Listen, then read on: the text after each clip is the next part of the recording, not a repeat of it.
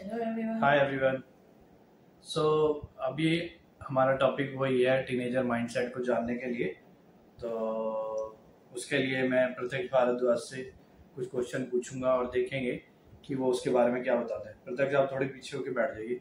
हाँ, तो प्रत्यक्ष पहला क्वेश्चन मेरा आपसे ये है कि आपकी एज में आपको किस तरह की मूवी पसंद होती है और आपको क्या लगता है कि बड़ों को किस तरह की पसंद होगी और हमें किस तरह की मूवी पसंद होती है।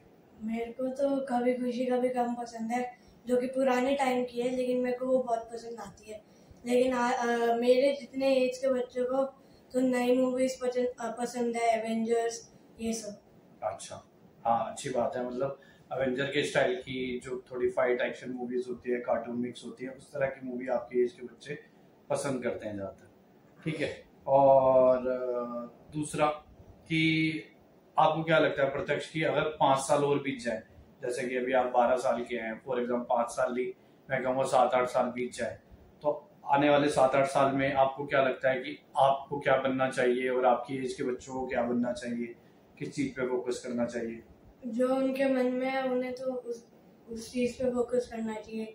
किसी को क्रिकेटर बनना है, स्पोर्ट्समैन बनना है, इंजीनियर, डॉक्टर, जो उनका मन है। और कुछ पेरेंट्स होते हैं कि उनको एक चीज पे ही फोकस करवाते हैं कि ये बनाना है तो ये बना के रहेंगे, तो ऐसा नहीं करना चाहिए। तो आपके अकॉर्डिंग आप ये कहना चाहते हो कि बच्चा जो भी मन से इंटरेस्ट वाली चीज करना चाहता है उस चीज पे फोकस करते रहना चाहिए ताकि वो उसी फील्ड में कुछ बन सके, राइट? ठीक है। और आप ये बताइए हमें कि अगर आपको लगता है कि आप विश करें कि एक कोई एडल्ट है जो कि एक आपको लगता है मैच्योर बंदा है, और तो आपको क्या लगता है कि ऐसा कौन सा मैच्योर बंदा आप चुनना चाहोगे जिसके जैसा आप बिल्कुल बनना चाहोगे, चाहे वो कोई भी हो, क्रिकेटर हो, नॉर्मल बंदा हो, जॉब क्लास वाला हो, या कुछ भी हो? ऐसा कोई माइंड में तो नहीं है, लेकिन मैच्योरिटी में क्या ही बताऊं मैं। चलो कोई नहीं, ठीक है। और आपकी एज में ज्यादातर किस तरह का फूड खाना बच्चे पसंद करते हैं? क्योंकि हमारी एज में तो हम सोचते हैं हाइजीनिक खाए, हेल्दी खाए, है ना, ग्रीन वेजिटेबल्स ज्यादा खाएं, जूसेस लें, और हम हेल्थ कॉन्शियस हो जाते हैं इस एज में आके। लेकिन आपकी एज में आप क्या सोचते हो और आप किस तरह का खाना पसंद करते हो आपकी एज वाले? हमें ज्यादातर तो मन जंक फूड खाने का करता है। मोमोज, बर्गर हो गया, पिज्जा हो गया, क्योंकि उनमें हमें टेस्ट अलग सा दिखता है, तो वो हमें बहुत पसंद आता है। खैर, हमें कुछ सब्जियां भी पसंद है, पनीर की हो गई, पनीर टिक्का, ये सब। मेरी फेवरेट तो पनीर ही है।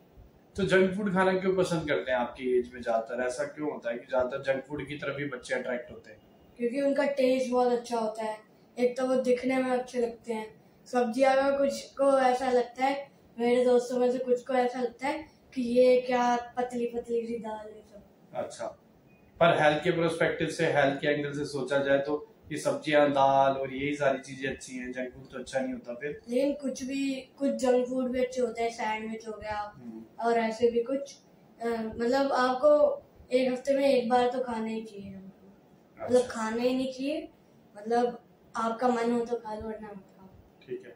और आपकी एज में आपको क्या लगता है, जैसे कि आप किस तरह से अपने पेरेंट्स की हेल्प करनी चाहिए और कितनी हेल्प करनी चाहिए और क्यों हेल्प करनी चाहिए? हमें बेसिक वर्क्स करने चाहिए, जैसे दुकान से सामान ले आए उनके लिए, जैसे उन्हें इमरजेंसी में काम करवा दिए, ऊपर से कपड़े ले आए, कपड़े सुखाए, और कभी कभार चाय वाय भी, मतलब टीवी भी बना दें। ओके।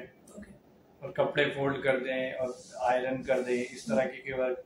तो बेसिक वर्क में आप क्या क्या समझते हो अपनी एज के अकॉर्डिंग, जिसमें आपको लगता है आपको अपने पेरेंट्स की हेल्प करनी चाहिए? कौन कौन से बेसिक वर्क? हेल्प ये भी करके होता है कि खुद की चीजें करना, जैसे कबर्ड सेट कर लो। हाँ। और अपने कपड़े प्रेस कर लो, स्कूल की तैयारियां, हाँ। टाइम टेबल सेट करना, ये सब तो हमें खुद से करना चाहिए। ये एक बहुत बड़ी हेल्प भी हो जाती है पेरेंट्स के लिए। हाँ, ये सही बात है, क्योंकि अगर आपकी एज में इस तरह की हेल्प करते हैं तो ये भी पेरेंट्स के लिए बहुत बड़ी हेल्प हो जाती है, और जो कि बहुत बड़ा सपोर्ट भी दे सकती है। और एक मैं कॉमन क्वेश्चन पूछना चाहूंगा जो कि लगता है कि सबको अवेयर भी होना चाहिए आपकी एज में।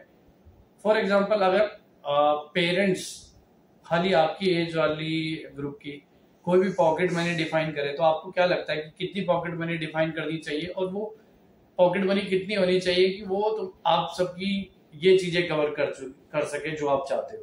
मंथली कितना? मंथली या तो आप अमाउंट के अकॉर्डिंग बता सकते हो, या फिर ये बता सकते हो कि हमारी इस एज में ये खाने पीने की रिक्वायरमेंट होती है, चीज लेने की रिक्वायरमेंट होती है, तो उसके अकॉर्डिंग हमें इतनी पॉकेट मनी मिलनी चाहिए। देखो, अगर हमें एक दिन में भी 10 रुपए मिल जाएंगे, हाँ। तो अगर हम उसे इकट्ठा करेंगे तो कम से कम हमारे पास 300 रुपए एक महीने में मिलेंगे। हाँ।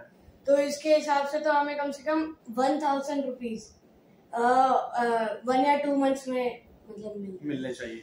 मतलब आप ये कह रहे हो कि अगर आपकी एज ग्रुप में चाहे वो कोई भी हो, कोई पुअर हो, रिच हो, मिडिल क्लास हो, 1000 rupees is I think enough to eat something outside, good eat, और इफ यू वांट समथिंग, है ना?